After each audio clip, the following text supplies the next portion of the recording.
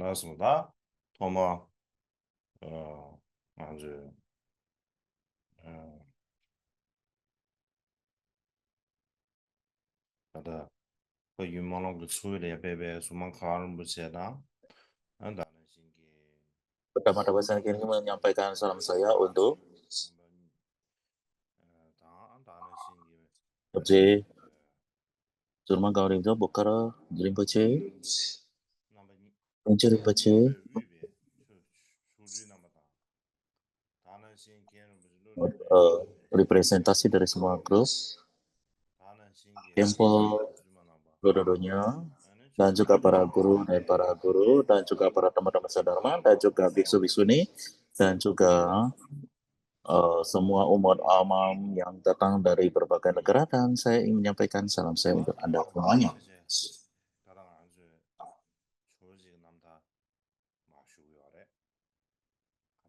Kita akan melanjutkan di pengajaran kita tentang riwayat hidup Atisa. Kita akan lanjut dari mana kita ditunjukkan.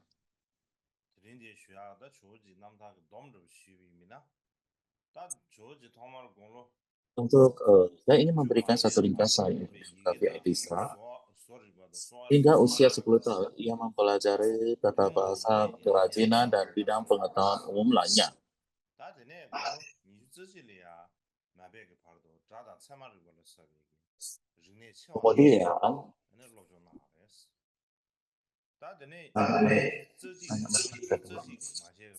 Kemudian hingga usia 21 ia mempelajari bidang pengetahuan lebih luas seperti tata bahasa, epistemologi, logika, dan sebagainya.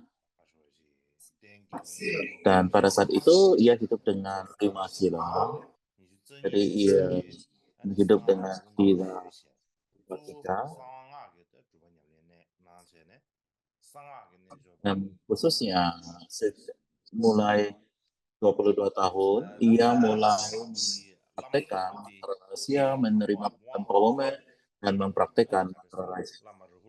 Dan guru wajahnya pertama yang memberikannya kebisakannya adalah Guru Rahula Gupta. Rahula Gupta juga merupakan di antara jadi di antara cendekia dan Siddha terhadap Rahula Gupta. Dan kita tahu ada Siddha Kyopo Narjur, ada juga waktu ketika ia pergi ke Tibet, ia mempunyai penampakan tentang Rahula Gupta. Dan ia datang sebagai gerbang menuju instruksi yang berharga dan memberikan inisiasi makalah berlengan 6. Karena ia sejaman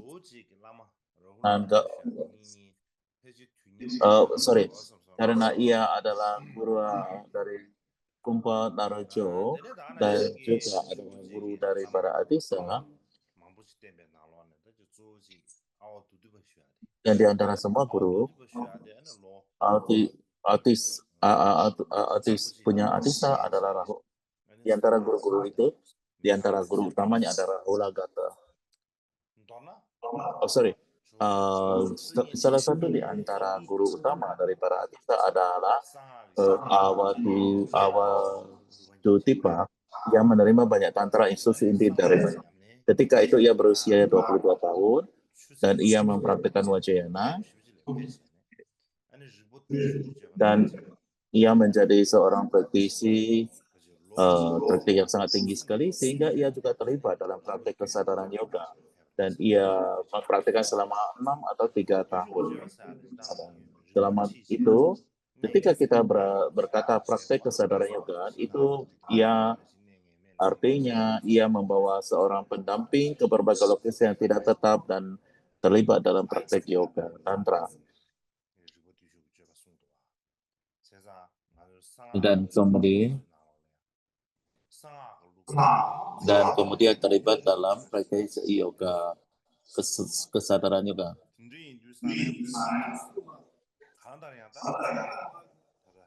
Dan komentar tentang tantra menjelaskan bahwa menurut mantra rahasia seseorang harus terlibat dalam praktik ini ketika ia telah mencapai jalan penyatuan.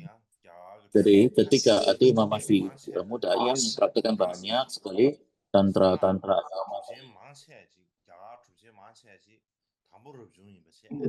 Jadi jadi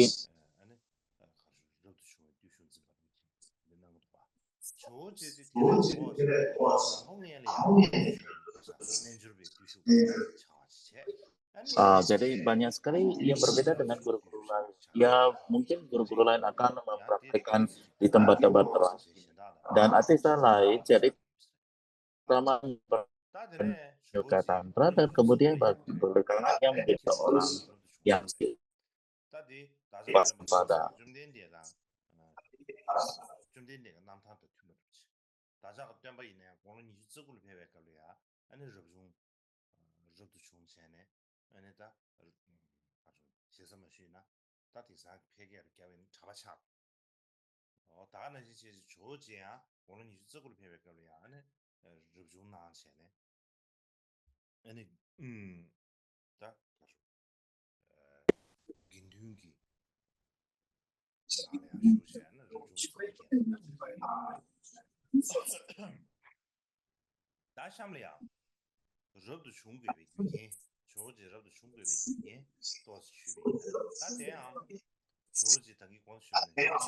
Dan saya akan berbicara tentang ketika ia akan pergi meninggalkan rumah ataupun menjadi seorang biksu. Jadi seperti dijelaskan, sang Buddha yang mempraktikkan mantra dan mendapat banyak petunjuk atau instruksi tentang mantra rahasia.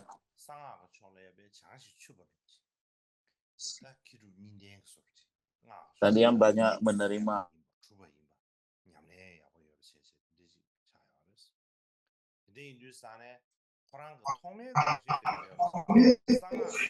dan ia banyak menguasai topik-topik kerangka.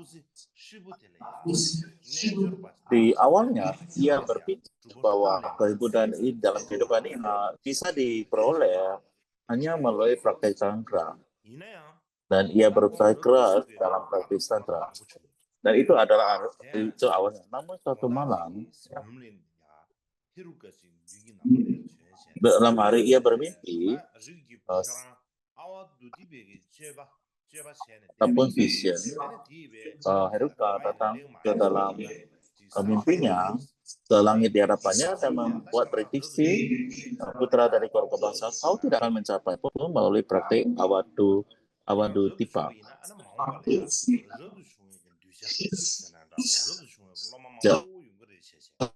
Jadi Anda harus meninggalkan kehidupan rumah tangga dan menjadi seorang biksu, dan di kemudian hari kamu akan memiliki banyak murid biarawan. Jadi inilah prediksi yang diberikannya.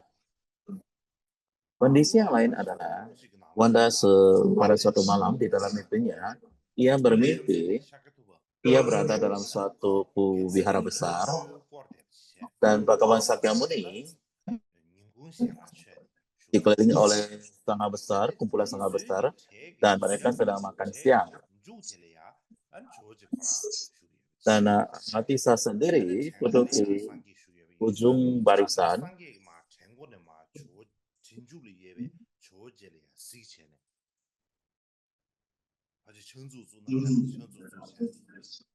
Dan ketika itu, Sang Buddha duduk di barisan depan dan melihat pada dan melihat Atisa.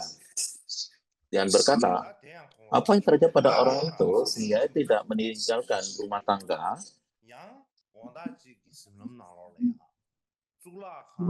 Dia adalah tanda untuk dia meninggalkan kehidupan berumah tangga. Dan malam lainnya, dia bermimpi bahwa mendekati Maitreya di wihara. Dan Maitreya mengenakan jubah wiharawan.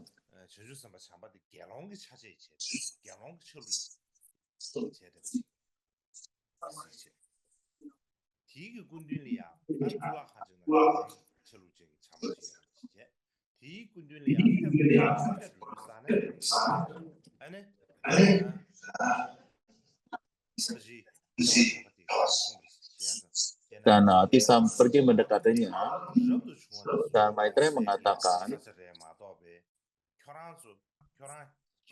dan tempat ini adalah untuk para biarawan. Nah, untuk para perumah tangga, Anda tidak diizinkan berada di sini. Dan inilah yang terjadi di mimpinya. Jadi ini adalah merupakan tanda-tandanya untuk ia menjadi biksu. Dan Asita berpikir, sekarang aku pasti harus menjadi biksu dan pergi meninggalkan rumah tangga.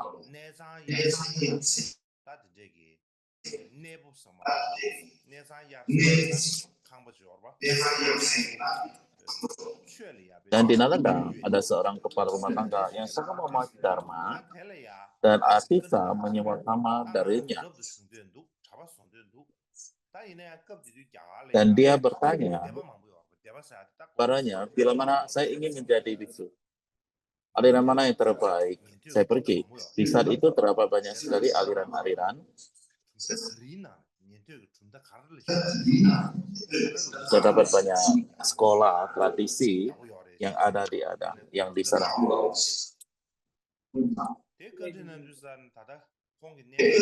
Jadi yang mana yang harus ia kunjungi?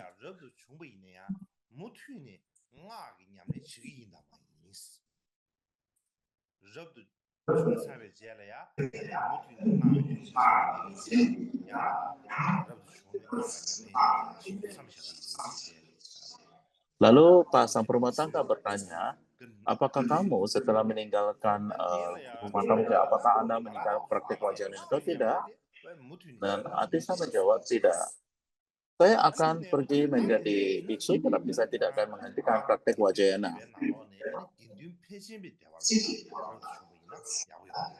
Sang perumah tangga mengatakan di antara sekolah-sekolah, maka masuklah ke aliran Mahasangkika.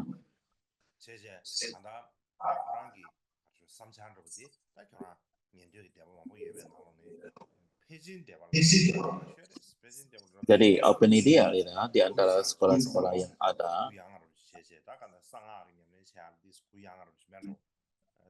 Jadi ia masuk ke dalam aliran Mahasangkika.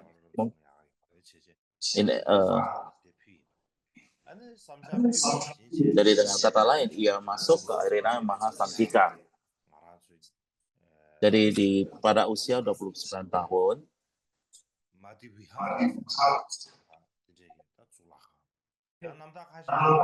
di Wihara Mahavihara,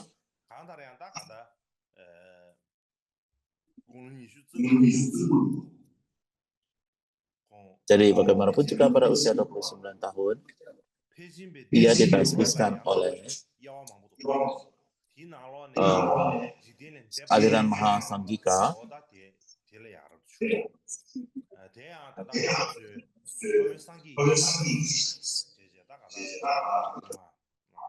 Dan guru besarnya adalah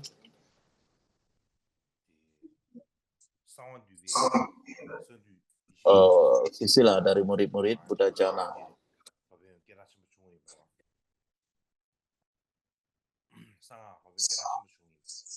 Dia mungkin juga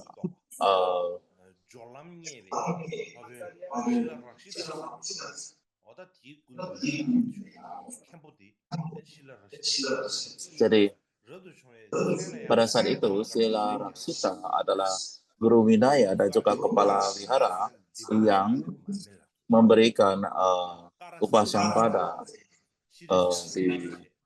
pada Atisa Utisa.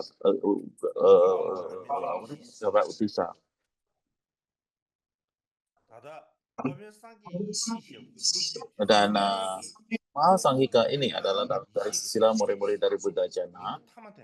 Dan Atisa diberi nama Dipankara Sijana. Jadi di dalam tradisi yang berlaku pada Buddha Jana ini adalah bahwa orang-orang yang dalam tradisi guru besar Buddha Jana, nama belakangnya akan berakhir dengan nama Jana. Jana yang berarti kebijaksanaan.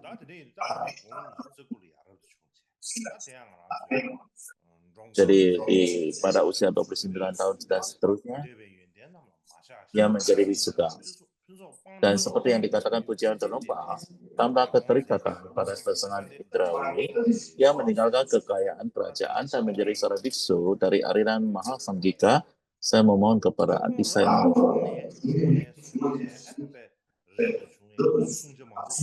Dan sejak saat itu, terdapat banyak sekali aturan-aturan untuk para biksu atau wiharawan.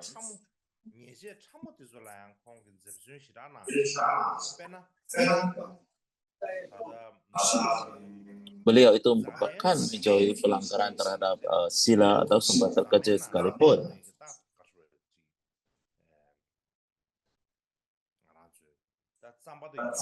Misalnya, ada bunga yang tumbuh dari pot tanah liat.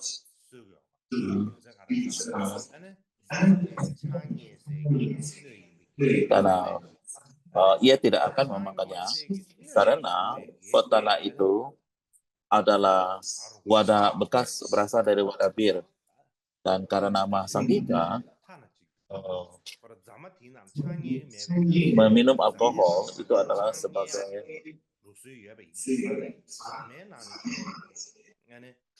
pelanggaran sumpah.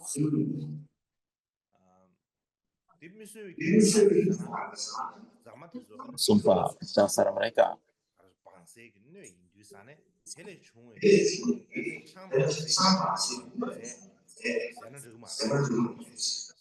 Jadi karena wadah itu adalah berasal dari tempat buat bir, maka ia tidak memakannya.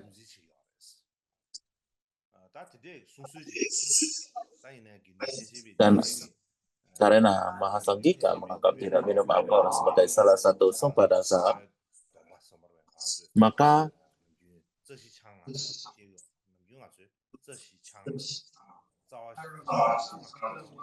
jadi ia mempraktekannya dengan ketat.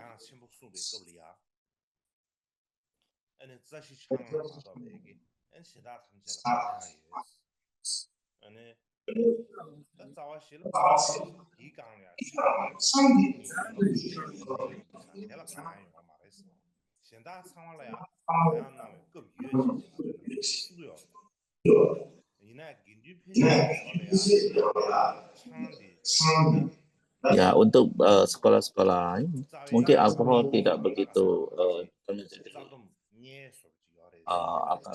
sebagai jadi menurut Mahasanggika, alkohol itu adalah merupakan tidak meminum alkohol itu adalah sebagai salah satu sumpah dasar ya. Jadi kalau kita melihat dari tradisi Vinaya Mahasanggika di dalam terjemahan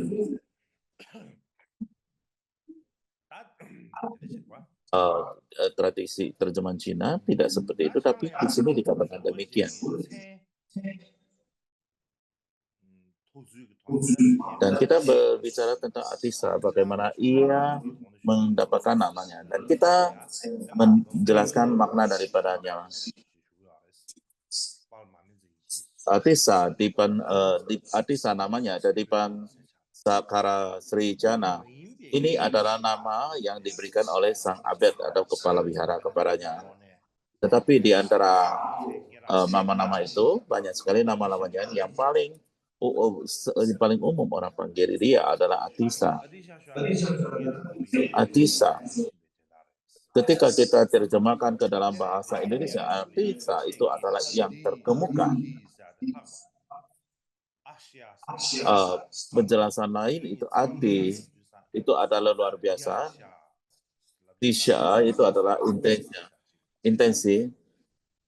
Dari Atisya, dari orang yang memiliki intensi yang luar biasa sekali. Penjelasan lain adalah Ati itu adalah luar biasa.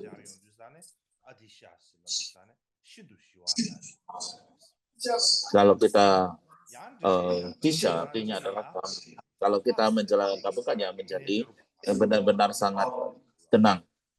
Ada yang lain ada A berarti yogi, C berarti pandita luar biasa, dan Sa berarti adalah biksu yang luar biasa ataupun seorang biarawan yang luar biasa.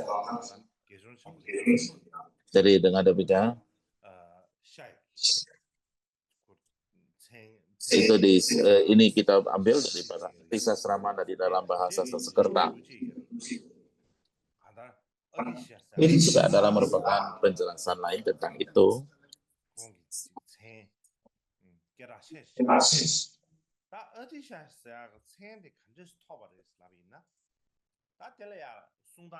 Bagaimana ia diberi nama Atisa?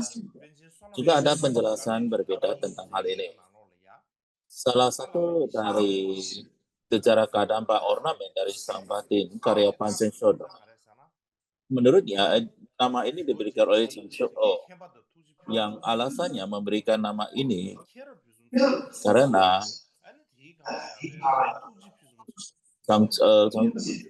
karena Atisa atau guru ini memiliki pengetahuan dan kasih yang lebih unggul dari biasanya dibandingkan dengan pandita-pandita lainnya.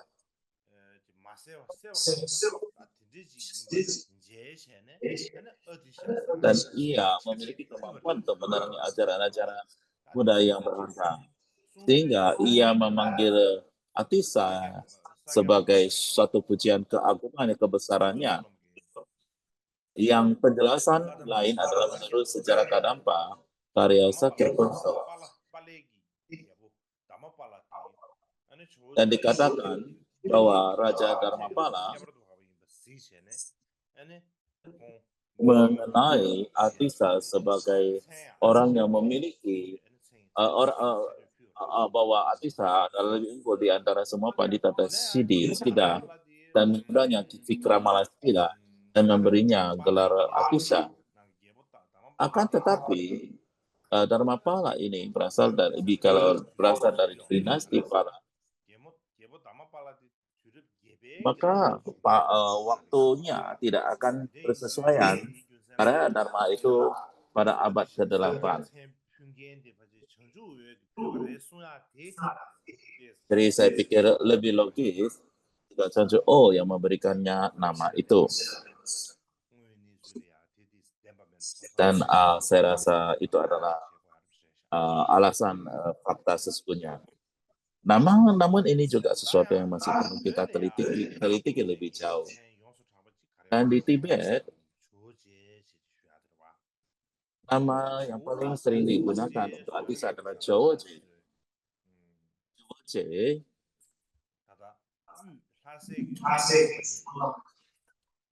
di sentra Tibet atau Lhasa Tengah ada dua orang Jawa di Lhasa, bukan? Satu saja perbedaan adalah J di akhir, bukan? Dan ketika kita bilang Jojo di sana kita cuma sebut Jojo, tidak diakhiri dengan J.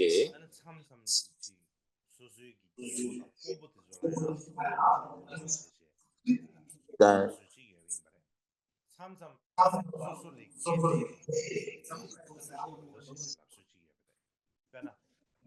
kadang-kadang di Tibet kita menyebut Jo pada orang yang lebih tua atau senior dari mereka.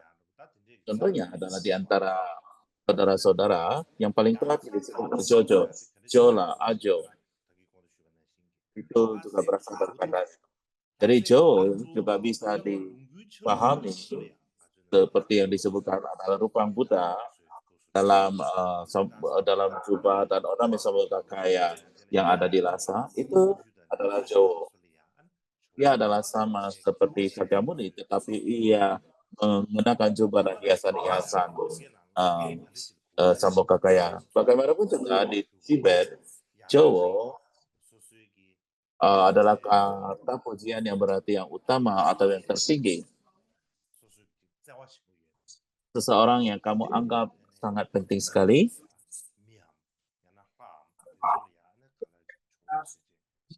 orang yang paling kamu hormati dengan Joje. Bagaimanapun juga, kata ini menunjukkan yang paling berharga dari yang berharga. Jadi untuk itu, ketika kita mengatakan Joje di Tibet, ini menuju kepada Atisa. Ya, karena ini menunjukkan betapa dekatnya orang Tibet dengan Atisa dan betapa besar rasa terima kasih mereka atas kebaikannya. Dan itulah sebabnya disebut sebagai Joje. Dan ini menunjukkan betapa dekatnya orang Tibet dengan Atisa dan betapa besar terima kasih mereka atas kebaikannya. Dan itulah sebabnya dipanggil atau disebut Sobaje.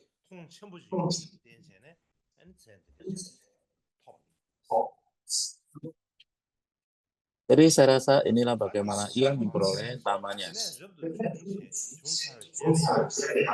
Setelah mengenai namanya, kita akan lanjut berikutnya bagaimana pelajarannya setelah ia ditasbihkan. Jadi ia ditasbihkan pada 29 tahun dan maka ia sampai ia berusia 31 tahun sama dalam berubah banyak teks Mahayana dengan guru.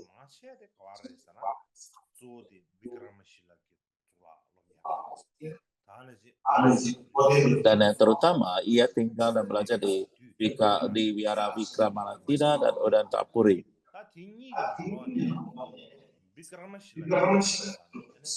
Jadi pada saat itu Vikramalasila bahkan benar-benar sangat terkenal. Bahkan saat itu Nalanda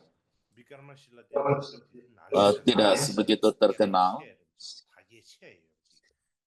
dan Vikramasalah bahkan lebih terkenal daripada Nalanda.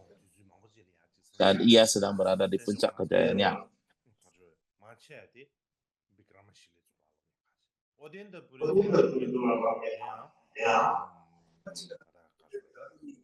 Dan juga terdapat Wihara Odantapuri di mana ia belajar.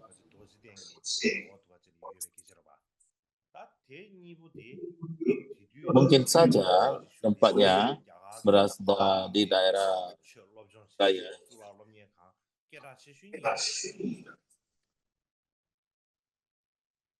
Jadi pada saat itu, masa Atisa, kedua hal itu adalah merupakan dua sekolah yang terkenal di India. Dan sponsor utama keduanya adalah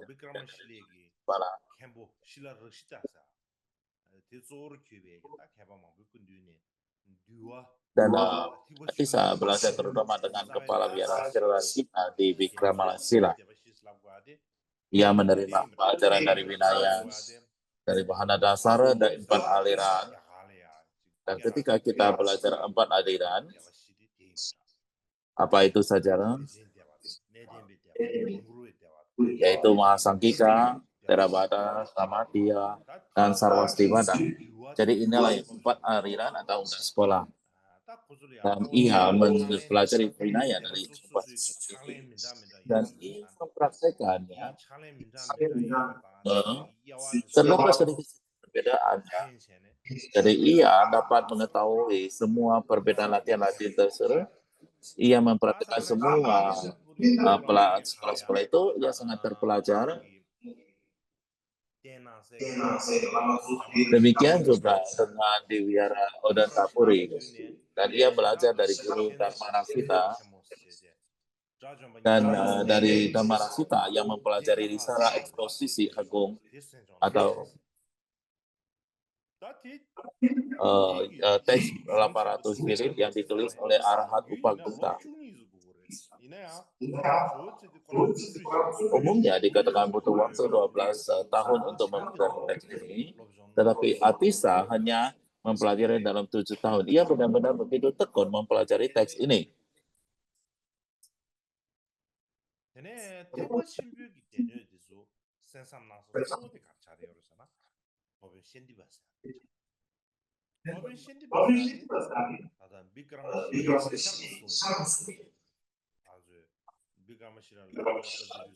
Dan tokoh utama ia belajar kitab suci Mahayana adalah dengan Santipa. Santipa adalah pandita yang menjaga gerbang timur di Pramakasila yang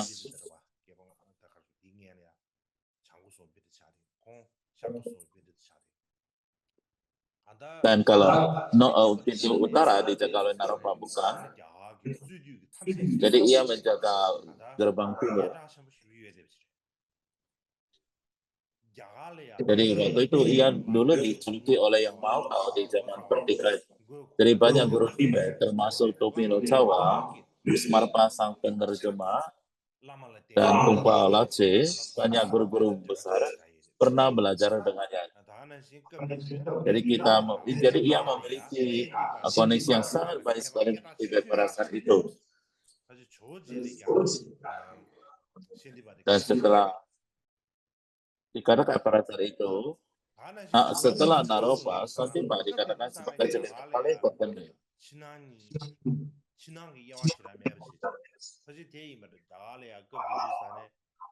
Jadi Atisa menganggap pada saat itu terdapat campuran antara pandangan Buddha dan non-Buddha.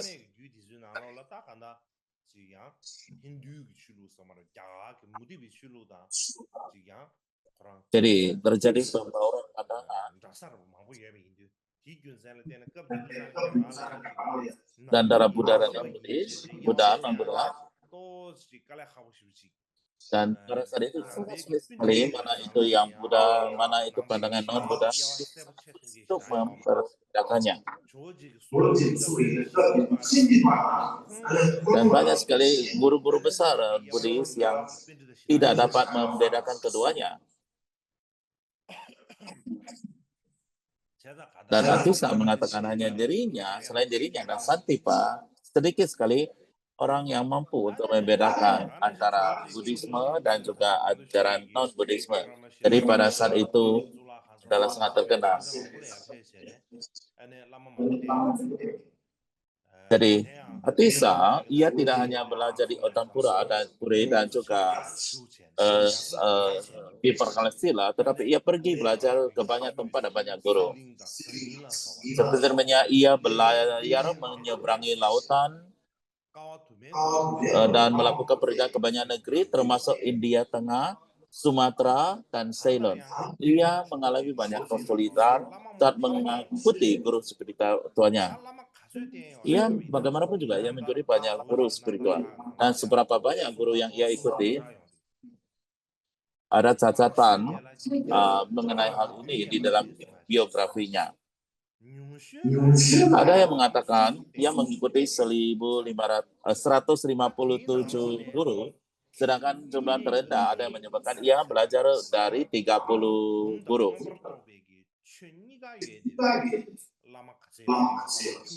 Di antara mereka ada 12 guru yang merupakan pencedia kawan dan siddhi, atau 2 orang yang hidup dengan kitab suci dan pencerahan. Dan 3 guru yang telah melihat kebenaran. Ketiga gurunya adalah guru Awadutipa atau yang Awadutipa muda, junior. Mungkin Atisa belajar dari Awadutipa yang muda. Yang lain adalah Kamarasita yang merupakan praktisi Yamantaka, dan yang lainnya ada murid Naropa Dombipa.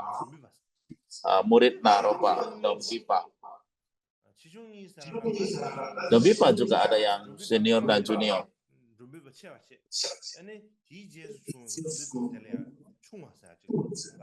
Yang awal disebut Dombipa senior, yang belakangan disebut Dombipa muda atau junior. Ini tradisi India. Jadi Dombipa yang pertama disebut Dombipa tua atau senior, dan yang belakangan Dombipa muda. Jadi bagaimanapun juga ada 3 guru yang telah melihat kebenaran yang diikuti oleh Atisa. Dan ia mempelajari pandangan jalan tengah dari Awadutipa.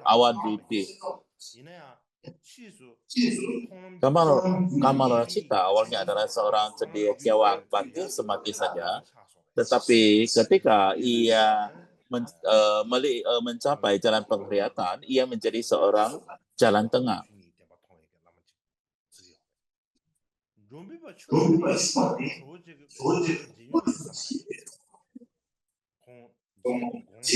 Jadi Dombipa adalah bukan seseorang yang dia langsung bertemu dengan secara malu orang ke arah. Jadi ketika ia memohon kepada dalam mimpi, di dalam mimpi ia melihat Dambipa muda. Mimpi yang ia ketemu itu sangat aneh sekali,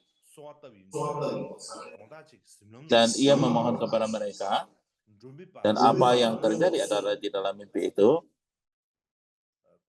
Dambipa beserta dengan murid-muridnya ada 3 orang.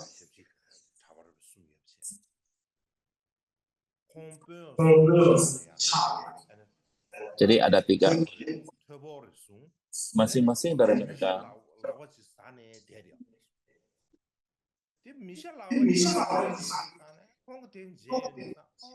yaitu masing-masing memegang cawan tengkorak dan yang lain memegang tubuh daging manusia. Dan ia kehilangan keyakinan melihat itu. Bukankah itu adalah kesalahan besar? Kalau ada seorang yang mengenakan jubah biksu dan memegang kawang tengkorak dan memakan daging manusia, bukankah itu pelanggaran serius? Lalu Dambipa berkata, apakah sang Buddha, seorang Buddha memiliki kebingungan? Dan Atisa menjawab tidak. Tidak, Atisa menjawab tidak.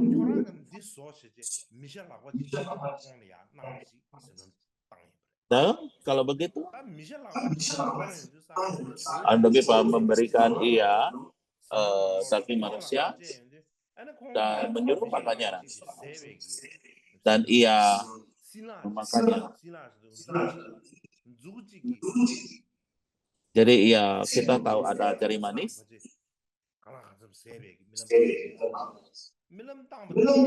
Dan ia memakan di gambar itu. Ketika ia melakukan hal itu, jadi dari pagi hingga petang hari,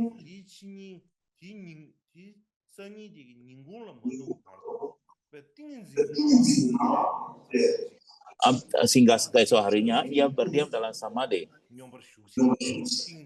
dan alami, samadhi yang alami yang muncul di dalam dirinya, berdiam dalam keseimbangan.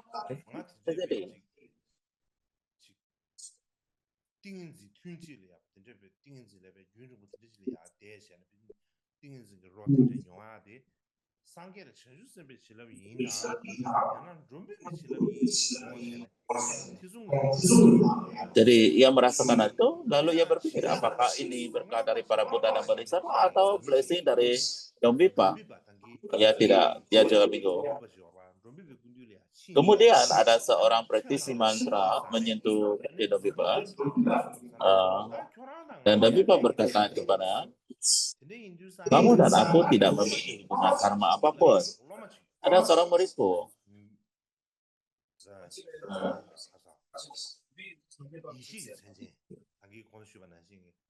Dan namanya yang mengandung kata jana, katanya. Nama Atisa adalah Dipamkara Sri Jana. Ya, kita tahu dari awal.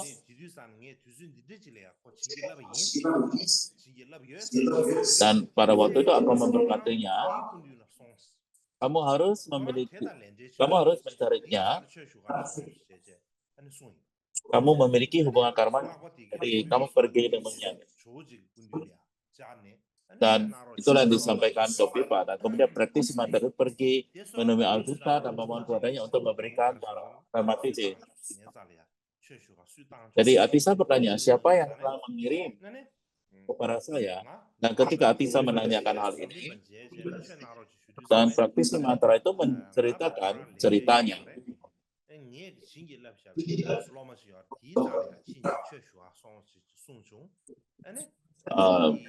Dia mengatakan bahwa Dambipa menyampaikan, kamu tidak memiliki hubungan karma dengan saya dan kamu pergi kepada guru yang ada hubungan kamu miliki. Dan ia menceritakan semua cerita seperti data.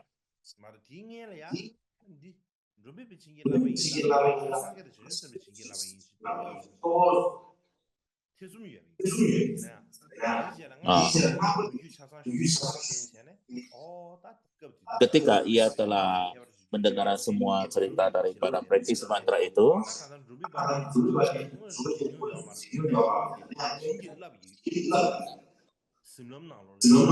Barulah pada saat itu beliau bahwa tahu ini adalah berkat dari Daun Pipa. Walaupun ia tidak pernah bertemu secara manusia, ia hanya bertemu di dalam mimpi. Dan di antara semua guru-guru ia, beberapa yang mengajarkannya bodhicitta, yang berbaik kepadanya, ya ada 3 terhadapnya. Yang salah satunya adalah Dharma Raksita, yang kedua Maitri Yogi, dan yang lainnya adalah Swarna Dwipa Dharma Kirti. Dan ketika kita berbicara tentang ini, maka yang pertama adalah Dharma Raksita.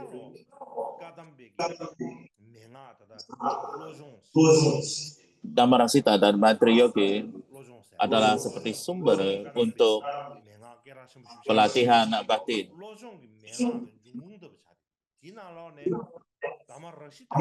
Jadi ini adalah sama seperti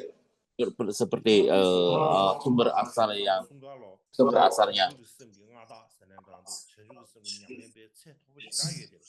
Dan dikatakan bahwa Dharma Raksita itu adalah orang yang memiliki bodhicitta yang sangat tinggi sekali. Ketika kita berbicara tentang Dharma Raksita, kita mendengarnya, kita melihat bagaimana besar bodhicittanya. Jadi dikatakan ada seorang laki-laki yang jatuh sakit dan membutuhkan daging dan darah manusia sebagai obat untuk menyembuhkan penyakitnya.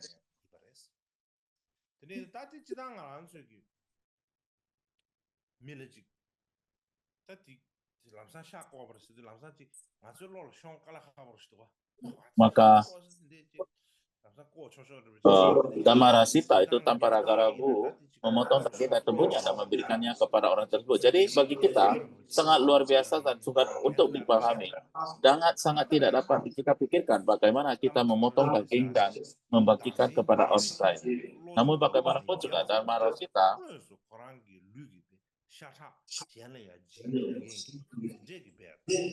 tidak hanya seorang yogi yang berlatih menukar dirinya dengan orang lain, tetapi juga mampu memberikan daging dan darahnya sendiri kepada orang. Jadi ini adalah merupakan tingkatan sangat tinggi sekali dalam latihan batin seseorang. Yang kedua adalah Maitri Yoga, dan ia adalah seorang guru sangat besar sekali di dalam latihan batin. Jadi menurut cerita, seseorang sedang memukul sekencing dengan tongkat besi. Jadi ketika Maitri Yogi ini melihat hal tersebut, melihat seseorang memukul anjing dengan tongkat besi itu, ia merasa sangat iba dan mengambil penderitaan dari anjing itu pada dirinya sendiri. Ya, ia mengambil penderitaan pada tubuhnya sendiri. Jadi ia mengambil semua penderitaan daripada penderitaan itu. Ia bukan hanya mengambil sensasi atau perasaan penderitaan saja,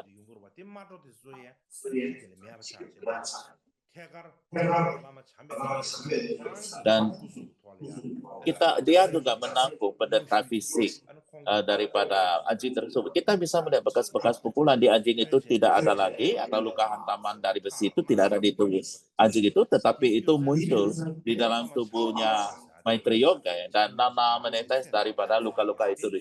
Dari sana sini kita dapat mendapatkan gambaran seberapa tinggi tingkat praktis cinta kasih dan welas asih praktis daripada guru Maitri Yogi ini. Dan yang ketiga adalah Swarna Dwipa. Beliau itu akan dikatakan sebagai perwujudan bodhicitta. Jadi sang guru ini bagaikan bodhicitta yang hidup.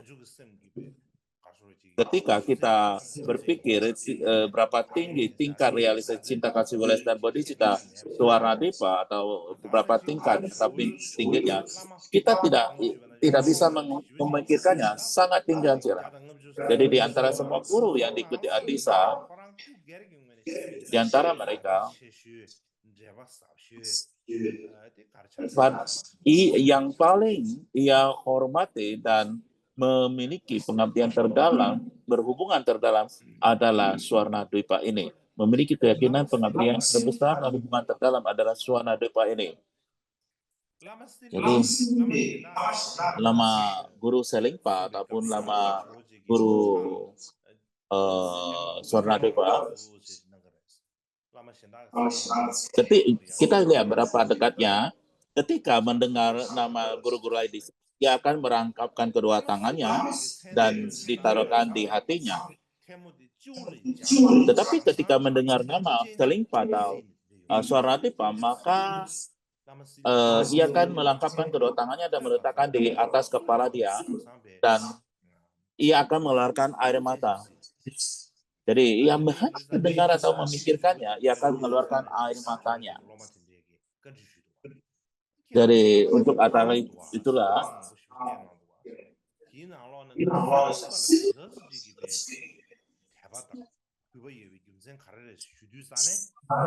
ketika ia di Tibet, maka begitu. Jadi ketika ia di Tibet, ia ditanya, di antara semua guru, kenapa ia memiliki dedikasi seperti itu kepada Swarnadepa? Abtisa berkata, bukan karena ada kualitas yang lebih baik atau lebih buruk atau lebih tinggi, lebih rendah di antara guru-guru saya. Semuanya adalah sama, tapi Seringpa atau Swarnadepa adalah yang terbaik bagi kita, katanya. Ketika ditanya seberapa baiknya ia, Abtisa menjawab, kualitasku adalah batinku sedikit baik. Ada sedikit baik.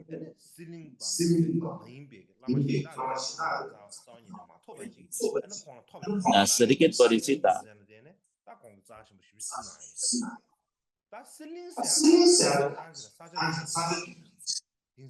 Jadi ini semua berkat daripada kebaikan Swarnadepa. Beliau juga tanpa Swarnadepa, aku tidak akan memiliki bodhicitta untuk mempertukarkan diriku dengan yang lain. Jadi Swarnadepa adalah nama kuno untuk Sumatera di Indonesia, yang artinya diterjemahkan itu adalah pulau daripada emas. Jadi pada paruh abad kedua abad ke-7, penerjemah dinasti Tang Iching pergi ke sana, ke Sumatera 2 kali, dan mungkin menghabiskan waktu total lebih dari 2 tahun di sana.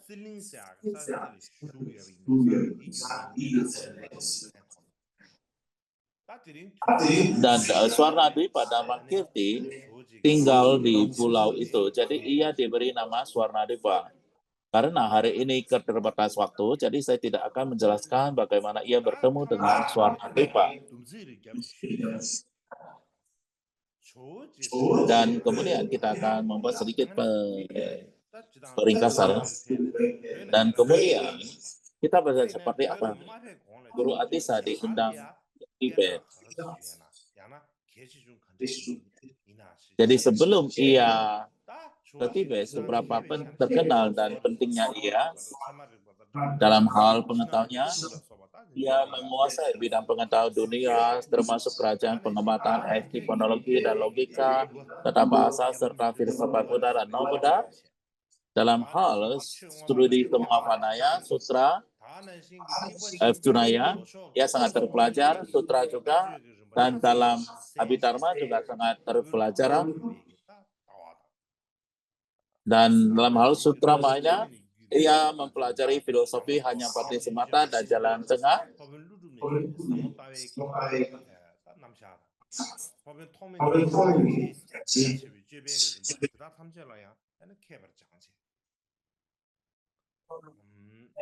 Jadi ia benar-benar sangat terpelajar.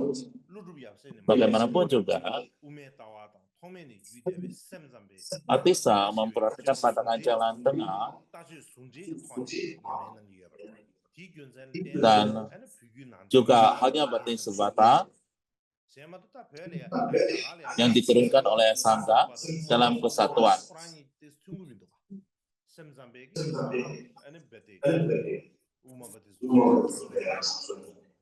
Jadi pada umumnya kita mengatakan bahwa batin semata dengan jalan tengah akan terpisah.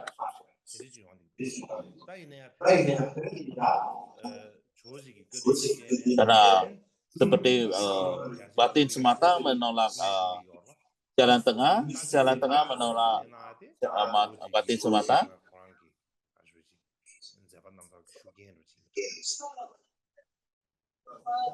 Jadi, namun bagi Asisa, ia dapat mempraktikkan dalam kesatuan.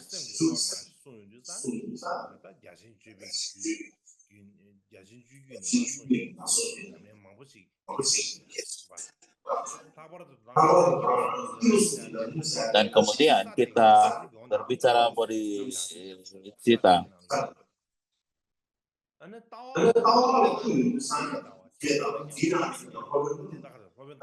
Dan biasanya bodhicitta adalah pandangan yang sangat pengertian yang sangat penting sekali.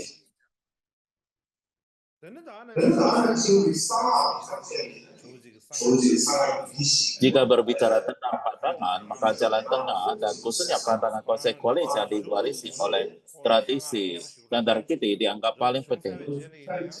Dan ini dikatakan bahwa ini adalah pengaruh Atisa atau memiliki hubungan yang erat dengannya. Khususnya dalam mantra rahasia, ia tidak hanya mempelajari tantra dan petunjuk intri dari keempat golongan tantra terdekat. Ia juga telah mempelajari sebagai besarnya. Singkatnya, sebelum menjadi biksu, ia adalah seorang yogi agung yang telah melihat wajah banyak Buddha dan Bodhisattva, termasuk Hewajraya, Cakra, Sambara, Careji, raja dari pengaturan tingkat Samaya, Tara, dan Acara. Di antara mereka, Tara adalah Ista Dewata utamanya. Dan konon ketika ia berdoa kepadanya, ia akan memberi petunjuk apapun untuk yang diinginkannya. Jadi ia bisa kayak komunikasi dengan Tara, dan semua permasalahan-permasalahan dapat diselesaikannya.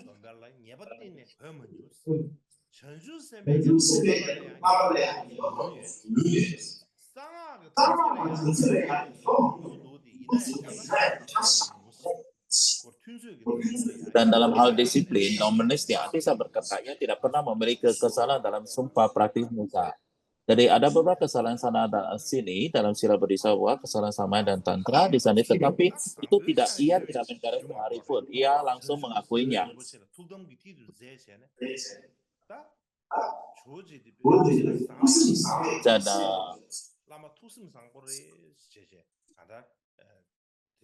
Dan bisa membuat bodhicitta sebagai inti prakteknya.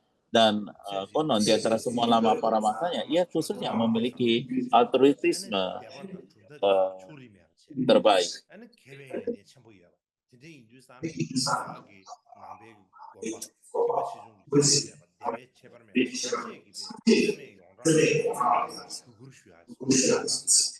Jadi sebelum ke Tibet, Atisa adalah guru yang terkenal. Ia adalah seorang cendekiawan yang tak terbantahkan.